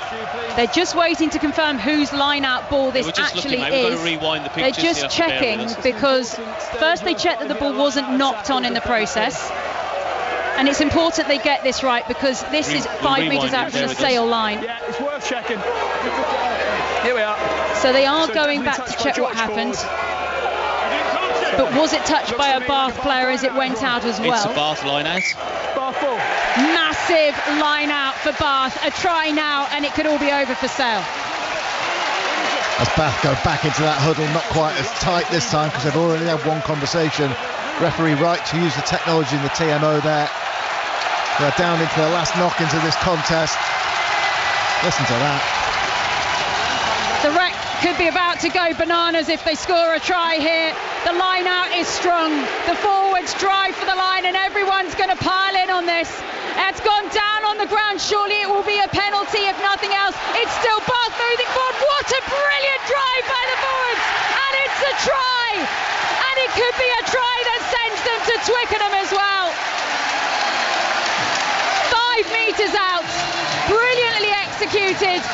And Bath now lead in the semi-final. 29 points to 23 with a conversion to come. And the Rec goes nuts. And the tightness of that huddle and their discussion was reflected in the tightness of the maul. Everybody joined in by Matt Gallagher, who had a front row seat powerhouse drive from almost the entire Bath team. Niall Annett announced as a try scorer. Sale managed to repel and it crabbed sideways 5 or 6 metres, and as they lost defenders as it spun around a little bit, the Bath 14-man maul accelerated over the line. Referee in great position. 6-point ball game. And a 6-point game and an 8-point game are two very different things in rugby. This conversion counts. George Ford missed one from similar position after the Sale try. Okay, Finn Russell then to make this as comfortable as a semi-final can be. With 5 minutes to go, they lead by 6. This would make it 8. Makes his run up, uses the right boots. Sale do their best to stop him, but that is true. Is this the moment that Bath know they're in the final and Sale know they've got to shift some? With 5 minutes on the clock, it is Bath 31, Sale 23. Same position as Northampton were in last night. Comfortable, thinking they were going to stroll over the line. Saracens managed to score late, then there was a nervous last minute or so. Ended up being a 2-point finish. 8-point game here. Sale have got to go for it. Benno Urbano comes off. Another standing ovation. He's had an awesome game. They're back underway here in this semi-final. At the moment, it's Bath who are heading to Twickenham to play Northampton next week. Ball down on the ground. They've just got to survive. They've got to hold on to the ball. But for Sale, they need the ball. They need it badly. They need it quickly. And they need to score a try. After they've scored the try, they need enough time to do something else because they trail by 8. Ball goes high into the air by Ben Spencer. Bath leading 31 points to 23. Ball lands on the halfway and the whole of the Bath team form a reception committee for Sale as they land on the floor to meet them on the halfway. Ben Curry, what has he given to his team this season? He missed out on the final last year after picking up an injury in the semi-final. As he tries to do everything to finally get to the Twickenham showpiece, it comes out to Roebuck on the near side. Sam James is there. It's been lost on the floor, but it's been lost forward by a Bath player because it was stripped, so it means we will scrum down and it will be a Sale scrum inside of the Bath half. Brilliantly stripped by Cam Redpath there. He just lost it forward though. So it's a Sale scrum. Better than you and I. Clock still ticking. We're down to almost 77 minutes gone, 3 minutes to go. They've got to score twice. They need the first one quick. Well, Alex Sanderson, the Sale director of rugby, is barking orders away down at pitch side. He's pointing away. He's desperate to get Tom Ellis onto the field, his last substitute that he's got in his back pocket. Only 19 years old. What a time with 3 minutes to play to come on in the semi-final to try and do something. Bath 31, Sale 23. Bath have to score off this move. They've got the ball in the scrum. Ben Spencer is tracking back Rafi Quirk. Ball comes back now to Ford. James passed out long then in the end to Carpenter. O'Flaherty has it. He's already scored 1 try, arguably the try we've seen of the semi-finals, and he's been caught. Brilliant play by Bath. They want to release the player down to the ground. It's still Sale ball on the 22. 2.5 minutes in the semi-finals. Sale are trailing by 8. They've got to score. The clock is against them. George Ford goes. Oh, he pops off the ball. It's loose. Finn Russell has it. He hacks it away. Miscommunication is what cost Sale. And it's now a foot chase down the near side. Getting back is Roebuck. He's tracked down in the end by Will Muir. Somehow Sale, from attacking at the other end of the field, they're now trying to get out of their 22. There's surely no longer enough time. It's all over. The Bath fans will be able to celebrate as it's pushed towards the far side. It is a Sale ball. No one for some reason is tackling Joe Carpenter. They're just watching him run as Sale get closer towards the halfway. This could all be pointless though, as the ball is knocked on by Sale in the middle of the field. We will restart with a scrum, and there's a minute and a half on the clock. There's just not enough time, Paul Grayson. No, there isn't. And how apt, we talked before the game, at the duel between Finn Russell and George Ford. They've also lamented the lack of accuracy, particularly in the Sale attack during this season. And in the early parts of this game, George Ford took the ball flat to the line, created the gap. Sale player mistimed his run. Ball spilled forward, landed in Finn Russell's hands, and got the time and the wherewithal and the skill to get the ball all the way down the field to relieve all the pressure. Ben Spencer takes his lead with Russell not far behind him. With the game done, a minute and 20 seconds to go. Sale cannot score twice because it's fast scrum in the middle of the field. But Russell, with the conversion to take them out of sight, a relieving kick there to mean that they can probably enjoy this last minute and 20. And so they should. Bath, they've done it in front of the home fans. Next week at Twickenham, we're going to have Finn Russell against Finn Smith. We're going to have Ben Spencer against Alex Mitchell. It's going to be first against second in the Premiership table. They're going to have to see out this last minute and 20 seconds, but it's going to be a very tough minute and 20 for Sale, because this is a Bath scrum. With the ball in his hands at the moment is Lewis Schroeder, and the whole of the Rec wants to start the party. They want to get on it, they want to go and celebrate. Ball is coming in then for Bath. As it goes down, they just need to get it out and play it. Luke Pearce is not interested in giving a penalty to anyone. Josh Bayliss drives round the corner, and you have to give credit here to the Sale forwards who are still fighting. They will not go down. They have their pride. They know they can do no more. The ball is a Bath ball, who are just winding down the clock. 30 seconds till it is rubber stamped. Back now this time. Stewart drives forward. Bath, how long have they waited to get back to this big show at Twickenham? 2015 the last time they were there, but the last time they lifted the trophy, 1996. What a wait. Will it be over in 2024? 10 seconds left to go. They just need to take it one more phase. Let the forwards arrive. 4 seconds left. They're all looking at the clock. You can hear the crowd. Bath are going to Twickenham. They will play Northampton in the Premiership final next week, and they have convincingly beaten Sale in the closing moments of this match. Final score at the Rec: Bath 31, Sale 23. Quite frankly, I've never heard the Rec like that. Absolutely superb atmosphere here. A new generation of fans. It was often cathedral-like back in the day. A new generation of fans experiencing the start of what they'll hope is an extended period of success by making it to the Gallagher Premiership final. Superb performance by them in the end in what a game that was hard fought, scrappy in patches, brilliant in others, but they did enough. They've got a big day out. They've got a big day out, and I tell you what's the most brilliant thing about being here at the ground, Sonia, is we look around us now and there are so many Bath fans who are hugging each other. They know there's still one more game to go, but just the joy of the fact of the effort that has gone in this season, and it's going to end in a final at Twickenham. It will be Bath against Northampton. Final score here at the Rec: it's Bath 31, Sale 23. Yep, Bath back in the big time. A first final since 2015 as they bid for a first crown. Wait for this, 28 years since they last lifted the English trophy. And Paul Grayson, you can tell what it means to Bath, because Johan van Graan, who's only there in his second season at the helm, is in tears. There you go. He poured heart and soul into it, into the rebuild. It's not been straightforward, but they're at a place now where all of that hard work, all the ideas, all those meetings where you discuss, should we do this, who should we sign, it all comes to fruition, and the game is based on emotion.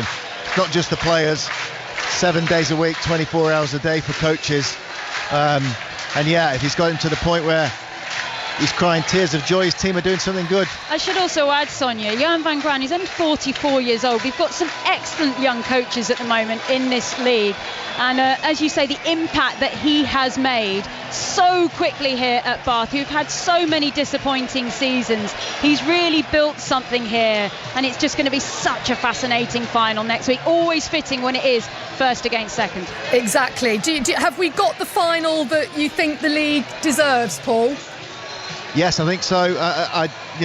Now that it's a 10-team league with no relegation, I'd like to see the team who finished first get the league leaders shield or something to denote that, because they don't play outside the international window anymore. You're not just saying that because you're a Northampton Saint, are you, by any chance? Well, it would be nice to put something like that. Maybe I'll donate one. Yes, and it'll be a celebration next week of all the good things that the Gallagher Premiership is all around, because the best team in the league play the best attacking rugby, and what bit they've added is stern defence. Bath will go into it as underdogs, just 1 day less to prepare because Saints played last night. That might come into it, a little bit of fatigue factor, but Tom Curry looked immense when he came back. Yeah. He'll be starting next week, and he's a big add for the I beg your pardon, I'm talking absolute rubbish. I got completely lost. It's okay. It's because you're thinking about going out and buying the Paul Grayson League Leaders Shield. That's right. That's right. But looking forward to next week. Should be brilliant. Yeah, it will be brilliant. Look, it's really interesting, isn't it, when we talk a lot about in rugby about wanting to speed the game up and make it more attractive to viewers and to listeners, and there's all manner of things that World Rugby is doing to try and do that. But hey, Paul, the mall is still a thing of beauty if you're a Bath fan, isn't it? Oh yeah, absolutely. And they executed it. They executed it perfectly. You can't build your whole game around it anymore, because if it goes over the line, you don't get it down. You lose the ball, but used at the right time, it's an attacking weapon. And yes, everybody in Bath will celebrate a 14-man mall. Yeah, we're going to be back at the Rec. Sarah, I know you're going to go off and get some reaction. Yes. Thanks for that fabulous commentary. 2 semi-finals over the last 24 hours that have not disappointed, and it means that Bath beating Sale will now join Northampton Saints in that final next weekend, after they, of course, beat Saracens last night. Lots of reaction to come from the Rec.